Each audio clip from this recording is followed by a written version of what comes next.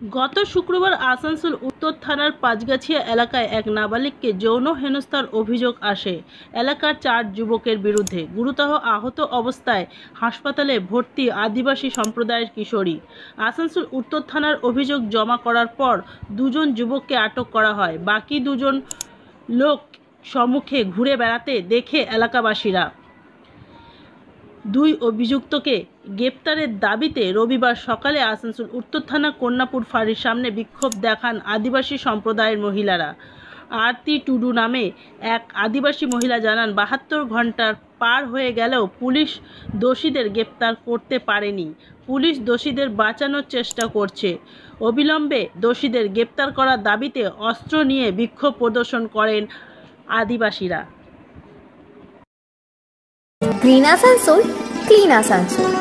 একটা 10 বছরের মেয়ে ওর সঙ্গে রেপ করা হয়েছিল, হয় নাই হয়েছিল, লেকিন আমাদেরকে ন্যায় চাই। কেন এমনি কথাই হচ্ছে, এগুলা কি ভালো?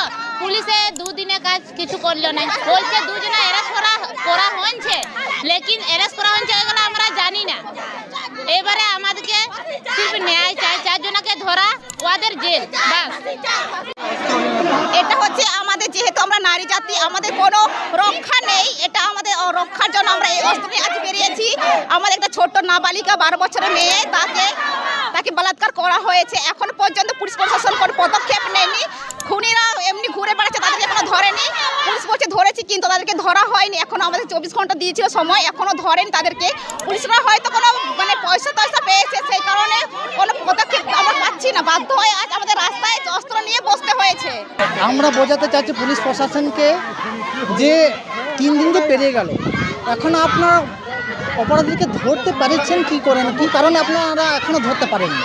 এ হচ্ছে আমাদের প্রশ্ন। যতক্ষণ আমাদেরকে ধরা হয় ততক্ষণ আমরা এটা আন্দোলন চালিয়ে যাব, এই হচ্ছে আমাদের উদ্দেশ্য। কারণ আমাদের যে উনি এখনও অ্যাডমিট আছেন, তো বুঝতে পারছেন কীরকম অবস্থায় উনি আছেন। আমার নাম জিতেন মালানি।